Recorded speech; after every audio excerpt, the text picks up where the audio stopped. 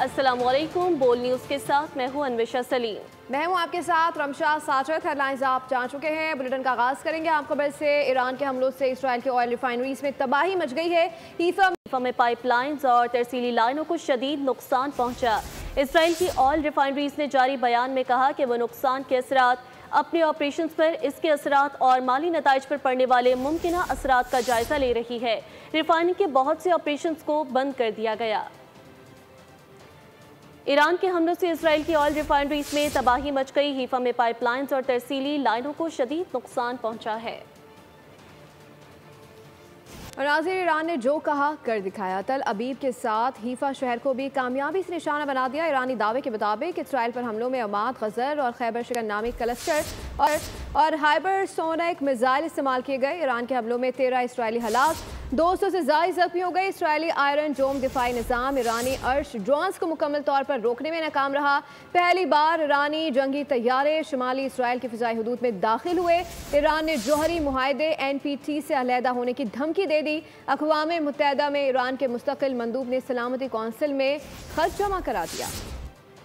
Iran की जानिब से इसराइल पर बड़ा हमला, अमाद, गदर और खैबर शिकन नामी क्लस्टर मिसाइल और हाइपरसोनिक मिसाइल से तल अबीब और हैफा को निशाना बना दिया। हैफा में वाक़े ऑयल रिफाइनरी में आग लग गई। मकबूजा बैतुल मक़दस भी धमाकों से गूंज गया। ईरानी जंगी तैयारे शुमाली इसराइल की फ़िज़ाई हदूद में दाखिल हुए। ईरान ने पहले राउंड में 100 और दूसरे राउंड में 50 मिसाइल दागे। कई मिसाइल रास्ते में तबाह, जबकि मुताद्दिद अहदाफ तक पहुँचने में कामयाब हुए। तल अबीब और शुमाली इसराइल में धमाकों की आवाज़ें देर तक सुनी जाती रहीं, जबकि पूरे मुल्क में खतरे के सायरन एक बार फिर बज उठे। ईरान ने जदीद हाइब्रिड ड्रोन मिसाइल सिस्टम का भी इस्तेमाल किया। इसराइली आयरन डोम दिफाई निज़ाम ईरानी अर्श ड्रोन्स को मुकम्मल तौर पर रोकने में नाकाम रहा। ईरानी पासदाराने इनकलाब ने दावा किया है कि इसराइल में जंगी तैयारों के ईंधन तैयार करने वाली तंसीबात को निशाना बनाया। अगर इसराइल ने जारहियत जारी रखी तो शदीद हमले करेंगे।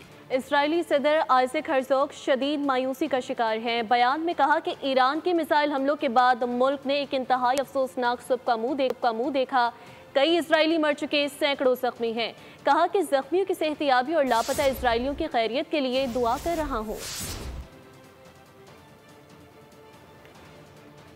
हम इसराइल और ईरान में तनाज़ा ख़त्म करके मुआहदे की राह हमवार कर सकते हैं। ट्रंप का बड़ा यूटर्न। पहले कहते थे कि ईरान के खिलाफ इसराइली हमलों का दूसरा मरहला इंतहाई सफ़काना होगा। अब कहते हैं कि बातचीत कर ले तो वही अच्छा होगा। सदर ट्रंप का अमरीकी फ़ौज की सालगिरह पर मुनक़दा परेड से खिताब में खिताब, मुज़ाकरात की बात के साथ गीदड़ भपकियाँ भी कर दी। बोले कि दुश्मन को बताना चाहता हूँ कि हमारी फ़ौज कभी हार नहीं मानेगी। अमरीका अपने दिफा के लिए मुकम्मल तौर पर तैयार है। दुश्मनों के लिए शिकस्त के सिवा कोई रास्ता नहीं।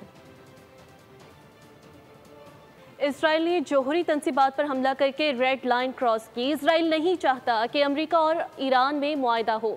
ईरानी वज़ीर ख़ारजा अब्बास इराक़ची ने न्यूज़ कॉन्फ्रेंस में कहा कि उम्मीद करते हैं अमेरिकी इंतज़ामिया ईरान की जौहरी तंसीबात पर इसराइली हमले की मज़म्मत करेगी।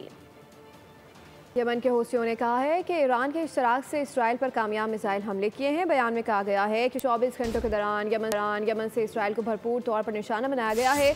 दूसरी जानब इसराइली फ़ौज ने भी यमन से हमलों की तस्दीक की है। हम तो मुज़ाकरात की मेज़ पर थे, लेकिन अमेरिका ने नेतन्याहू के साथ मिलकर मुज़ाकरात के खिलाफ साजिश की। ईरानी प्रोफेसर की बरतानवी मीडिया से गुफ्तगू। एंकर से कहा, हक़ाइक़ को मस्त करके की कोशिश न करें, आपकी हुकूमत और मीडिया बेनकाब हो चुका। ईरानी मुबस्सिर का बरतानवी एंकर को करारा जवाब। ईरानी प्रोफेसर मोहम्मद मरंदी से बरतानवी टीवी की एंकर यल्ला हकीम ने मुज़ाकरात के हवाले से सवाल किया। जवाब में ईरानी प्रोफेसर ने कहा, ईरान तो मुज़ाकरात की मेज़ पर पहले ही मौजूद था, लेकिन अमेरिका ने नेतन्याहू के साथ मिलकर मुज़ाकरात के खिलाफ साजिश की। उन्होंने कहा, बरतानवी मीडिया हक़ाइक़ को मस्ख़ करने की कोशिश न करे, आपकी हुकूमत और मीडिया बेनकाब हो चुका है। जर्मनी, फ्रांस और बरतानिया ने ईरान को बातचीत की पेशकश कर दी है। कहा है कि मशरिक़ वुस्ता में कशीदगी कम करने के लिए कोशिश के तहत ईरान के साथ उसके जौहरी प्रोग्राम पर फौरी बातचीत के लिए तैयार हैं। जर्मन वज़ीर ख़ारजा वाजिफुल ने, जो इस वक्त मशरिक़ वुस्ता के दौरे पर है, कहा कि वो ईरान और इसराइल के दरमियान जारी तनाज़े को कम करने में अपना किरदार अदा करने की कोशिश कर रहे हैं। जबकि दूसरी जानिब दहशतगर्द रियासत इसराइल की जारियत के बाद ईरान ने न्यूक्लियर मुज़ाकरात से साफ इनकार कर दिया। कहा है कि इसराइली हमले बाद और बातचीत के बेमायने हो चुके हैं। आज सुबह इसराइल के साहिली शहर बैत-याम के मेयर ने बताया कि रात भर ईरान के मिसाइल हमले के बाद कम से कम 4,000 अफराद हलाक और 100 से ज़्यादा जख्मी हो चुके हैं, जबकि रेस्क्यू ऑपरेशन अब भी जारी है। ईरान पर इस्राएली हमला दरअसल यहूद और हनूस साजिश का शाखसाना है। रॉ और मुसाद का 1980 से जारी खुफिया ताउन अब बाकायदा दिफाई ताउन इत्तेहाद बन चुका है, जिसका मकसद खत्ते बदअमनी फैलाना है। ये गठजोड़ अब सिर्फ असलहा नहीं बल्कि साइबर सिक्योरिटी और इंटेलिजेंस तक फैल चुका है। यहूद और हुनूद का गठजोड़ और ईरान पर दहशतगर्द रियासत इसराइल की जारहियत, जिसका मकसद खत्ते का अमन बर्बाद करना है। रॉ और मुसाद दहाइयों से इस एजेंडे पर काम कर रही हैं। न सिर्फ हथियारों की फराहमी बल्कि इंटेलिजेंस शेयरिंग भी की जाती रही। 10 सालों के दौरान भारत ने इसराइल से $2.9 बिलियन मालियत का फौजी हार्डवेयर, जिसमें रडार, निगरानी और जंगी ड्रोन और मिसाइल दरामद किए गए। भारत ने इसराइली ड्रोन, राइफल्स और बम गाइडेंस सिस्टम जैसे हथियार अपने फौजी असासों में शामिल किए। इसराइली दिफाई कंपनियां भारतीय इदारों जैसे अडानी डिफेंस के साथ मुश्तरका मंसूबों पर काम कर रही हैं। इसराइली सैटेलाइट भी इसरो ने लॉन्च किया, जो भारतीय सरहदों पर जदीद निगरानी के निजाम का हिस्सा बन चुका है। ऑपरेशन बुनियाद मरसूस और मारका हक में भारतीय फौज की जानिब से इसराइली साख्ता हार्ब ड्रोन्स और टेक्नोलॉजी का इस्तेमाल इस गहरे इत्तेहाद का सबूत है। भारत इसराइल अस्करी इश्तराक के तनाजुर में पाकिस्तान को दिफाई खुद कफालत और टेक्नोलॉजी में बढ़तरी हासिल करना होगी और यहूद और हुनूद गठजोड़ के खिलाफ तैयार रहना होगा। इसराइल ने ईरान पर आज रात फिर एक और बड़े हमले का मंसूबा बना लिया। जुनूनी इसराइली वज़ीर आज़म का धमकीआमेज़ वीडियो पैगाम जारी हो गया। कहा, ईरानी सुप्रीम लीडर आयतुल्लाह ख़ामनई पर हमला खारिज से इम्कान नहीं। ईरानी क़यादत को नाकाबिले तस्वुर जवाब देंगे। इसराइल ने यमन में हौसी मिलिट्री चीफ पर कातिलाना हमला कर दिया। नाजायज रियासत इसराइल का आज रात ईरानी सुप्रीम लीडर को उड़ाने का मज़मूम इरादा। जुनूनी इसराइली वज़ीर आज़म ने वीडियो पैगाम में गीदड़ भभकी दे डाली। नेतन्याहू ने कहा कि जल्द इसराइली तैयारे तेहरान की फिजाओं में होंगे। आयतुल्लाह हुकूमत हर जगह निशाना होगी। नेतन्याहू का कहना था कि ईरान पर इसराइल के हमलों को अमरीकी सदर डोनाल्ड ट्रंप की मुकम्मल हिमायत हासिल है। इसराइली हुक्काम का कहना है कि ईरानी सुप्रीम लीडर आयतुल्लाह ख़ामनई पर हमला खारिज से इम्कान नहीं। इसराइली फौज के तर्जुमान एपी डेफरेंस से सवाल किया गया कि क्या इसराइल ईरानी सुप्रीम लीडर को कत्ल करने की कोशिश कर रहा है, जिस पर उन्होंने कहा कि वो इस बात की वजाहत नहीं करेंगे कि आया ख़ामनई हदफ हैं या नहीं। इसराइल ने यमन में हूसी मिलिट्री चीफ पर भी कातिलाना हमले का दावा किया है। इसराइली मीडिया का कहना है कि इसराइली फौज ने Houthi commander Mohammad Abdul Karim को निशाना बनाया। अमेरिका ने अपना ड्रोन दिफाई निज़ाम यूक्रेन से मशरिक़ वस्ता मुंतकिल कर दिया है। यूक्रेनी सदर को अपनी फिक्र पड़ गई। कहा कि हमारा क्या बनेगा। अमेरिकी सदर ट्रंप का रूसी हम मनसब से रब्ता। दोनों रहनुमाओं ने इसराइल ईरान तनाज़े के खात्मे पर इत्तेफाक किया। बरतानिया ने अपनी जंगी तैयारे और साजो सामान मशरिक़ वस्ता में अपने अड्डों पर रवाना कर दिए। कियर स्टार्मर ने इसराइल का दिफा करने की तरदीद की है। ईरान के इसराइल पर मुसलसल हमलों के बाद अमेरिका ने यूक्रेन से बाद मिसाइल दिफाई निज़ाम मशरिक़ वस्ता मुंतकिल कर दिए। अमेरिकी वज़ीर दिफा ने अमेरिकी टीवी को इंटरव्यू में कहा कि ड्रोन डिफेंस निज़ाम यूक्रेन से मशरिक़ वस्ता मुंतकिल किया गया है। यूक्रेन के सदर ज़ेलेंस्की ने शिकवा किया है कि रूस के खिलाफ इस्तेमाल के लिए यूक्रेन भेजे जाने वाले 20,000 मिसाइल मशरिक़ वस्ता भेज दिए गए। यूक्रेन के तहफ़्फ़ुज़ात दूर करने के लिए अमेरिकी सदर ट्रंप ने रूसी सदर से रब्ता किया और कहा कि यूक्रेन जंग अब बंद होनी चाहिए। जवाब में सदर पुतिन ने इसराइली जारहियत की सख्त अल्फाज में मजम्मत की। दोनों रहनुमाओं ने इसराइल ईरान तनाज़े के खात्मे पर इत्तेफाक किया। उधर बरतानिया ने मशरिक़ वस्ता में मज़ीद जंगी तैयारे और फौजी असासे भेजने का ऐलान कर दिया। वज़ीर आज़म का तर्जुमान ने बताया कि बरतानवी अड्डों से रिफ्यूलिंग तैयारे रवाना किए जा चुके, जबकि मज़ीद जंगी तैयारे भी जल्द भेजे जाएंगे। उन्होंने इस बात से इनकार किया कि ये इक़दाम इसराइल के दिफा के लिए है। मोदी हुकूमत की मुस्लिम दुश्मनी बेनकाब। भारत में इंतहा पसंद हिंदुओं ने इसराइल के हक में रैली निकाली। रैली में हमास के खिलाफ नारे लगाए गए। गजा के बाद ईरान में मासूम लोगों के कत्ल पर खामोशी। मोदी सरकार की इसराइली जुल्म की पुश्तपनाही वाज़ेह करती है। इंतहा पसंद हिंदुओं की रैली दरहकीकत भारत और इसराइल के दरमियान बढ़ते हुए खुफिया गठजोड़ की अक्कास है। ऐसी नफरत अंगेज रैलियाँ भारत को इसराइल का खामोश पार्टनर नहीं बल्कि एक फाल हिमायती के तौर पर पेश करती हैं। ईरान इसराइल जंग वज़ीर ख़ारजा इसहाक़ डार कहते हैं कि बदलती इलाकाई सूरत हाल पर पाकिस्तानियों की हिफाजत के लिए ज़रूरी इक़दाम उठाए हैं। ईरान में मुक़ीम पाकिस्तानी तलबा के महफूज इनखला के इंतजाम किए जा रहे हैं। इराक़ में सफारत खाना पाकिस्तानी ज़ायरीन से राब्ते में है। पाकिस्तानी ज़ायरीन फ़िज़ाई हदूद की बंदिश की वजह से फंसे हुए हैं।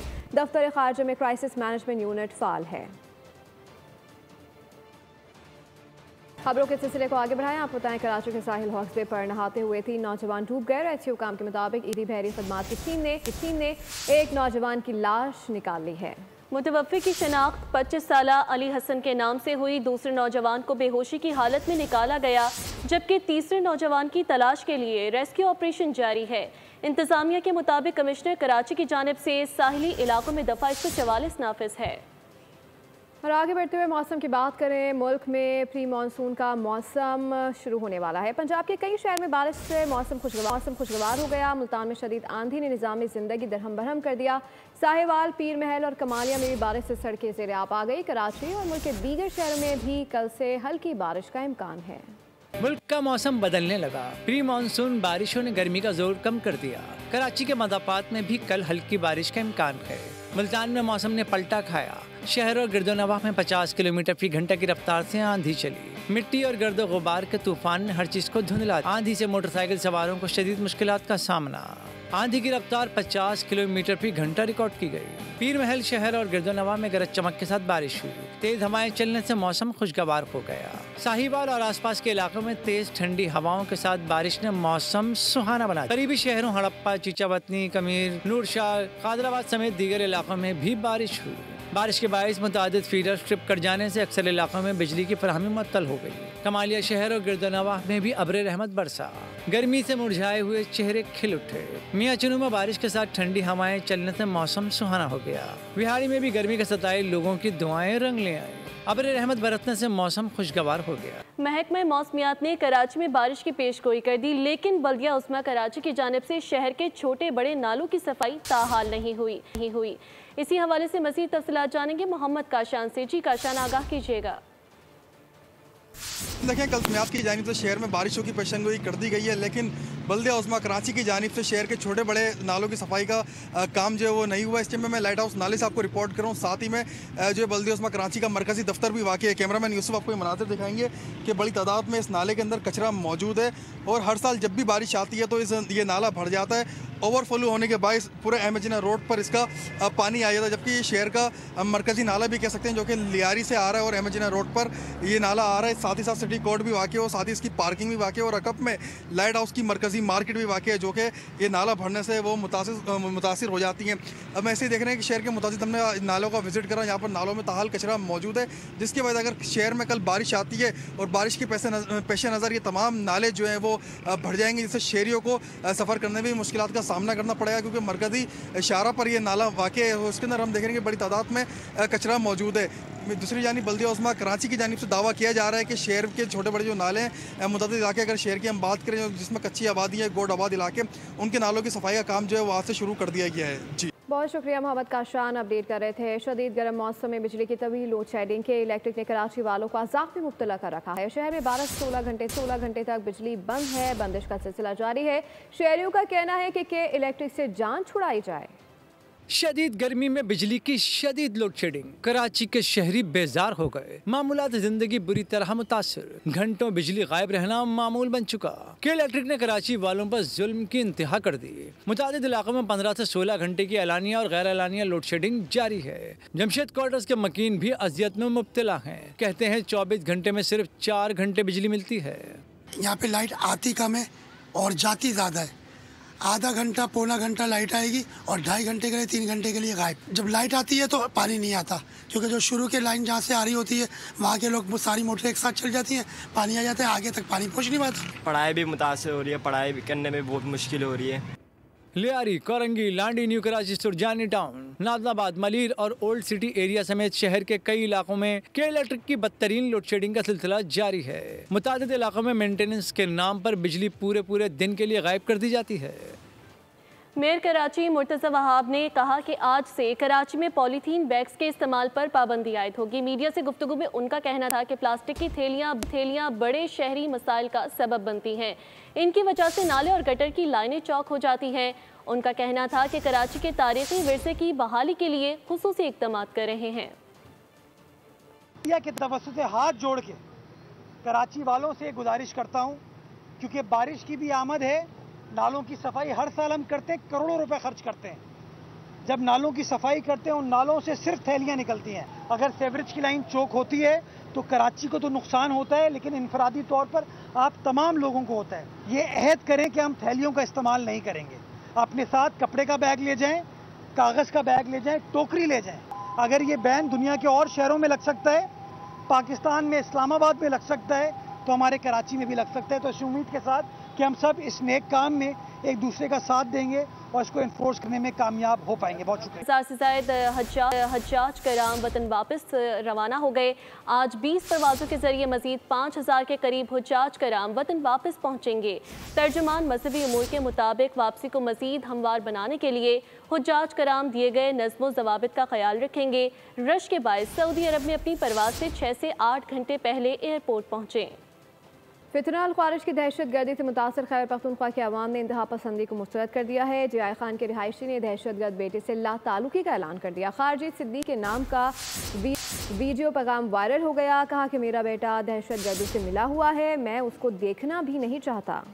खेल के मैदान से खबर आपको देंगे। फीफा क्लब वर्ल्ड कप का अमेरिका में आगाज़ हो गया। इवेंट में दुनिया के 32 क्लब हिस्सा ले रहे हैं। टूर्नामेंट की इफ्तिताही तकरीब मियामी गार्डन्स के हार्ड रॉक स्टेडियम में हुई। इवेंट में शरीक क्लब्स के बैजेस को फीफा के निशान के अंदर रखा गया। यूएस एयरफोर्स के तैयारों ने स्टेडियम के ऊपर परवाज़ की। इफ्तिताही मैच में लायनल मेसी के अमरीकी क्लब इंटर मियामी और मिस्र के अल अहली क्लब का मुकाबला बगैर किसी गोल के बराबर रहा। हॉकी नेशंस कप का मेला आज से मलेशिया के शहर कुआलालंपुर में सजेगा। टाइटल के लिए 8 टीमों में मुकाबला होगा। पूल बी में शामिल पाकिस्तान अपना पहला मैच पीर को मेज़बान मलेशिया के खिलाफ खेलेगा। ग्रीन शर्ट 16 जून को जापान और 18 जून को न्यूजीलैंड के मद्दे मुकाबले आएंगी। इवेंट के सेमीफाइनल्स 20 और फाइनल 21 जून को होगा। Fateh team FIH pro league के लिए क्वालिफाई करेगी। और अब ये जानिए, टिम्बा बामा की क़यादत में वर्ल्ड टेस्ट चैंपियनशिप का फाइनल जीतकर प्रोटीज ने चोकर्स का लेबल उतार फेंका है। टेस्ट चैंपियनशिप के फाइनल में जनूबी अफ्रीका ने ऑस्ट्रेलिया को 5 विकेटों से शिकस्त देकर 27 साल बाद ICC ट्रॉफी अपने नाम की। कप्तान टिम्बा बामा ने कहा कि हम पर जहनी तौर पर दबाव डालने की कोशिश की गई। मैच के आखिरी रोज़ चोकर्स का ताना फिर सुनने को मिला। ऑस्ट्रेलिया के खिलाड़ी ने कहा कि हम अपनी बाकी 8 विकेटें 60 रन से पहले ही गंवा सकते हैं। बाप साहिबां की मानिंद खुद धूप सहकर अपनी औलाद को साए में रखता है। बाप वो हस्ती है जो औलाद को ना सिर्फ जीना बल्कि सर उठाकर चलना भी सिखाता है। वज़ीर आला पंजाब मरियम नवाज़ का औलाद से मोहब्बत और उनके हुकूक पूरे करने वाले हर बाप को खराज तहसीन। फादर्स डे पर अपने खुसूसी पैगाम में मरियम नवाज़ ने कहा कि बाप वो चिराग है जो हर अंधेरे में औलाद के लिए रोशनी बनता है। मेरे वालिद मोहम्मद नवाज शरीफ मेरे रहनुमा, कायद, उस्ताद और ताकत हैं। नवाज शरीफ की शख्सियत मेरी सियासत और सोच का महवर है।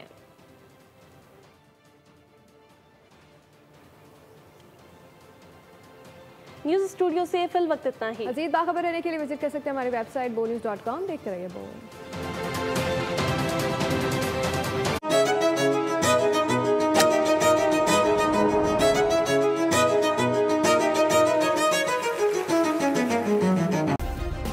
सब्सक्राइब करें और बेल दबाएं ताकि कोई खबर रह न जाए।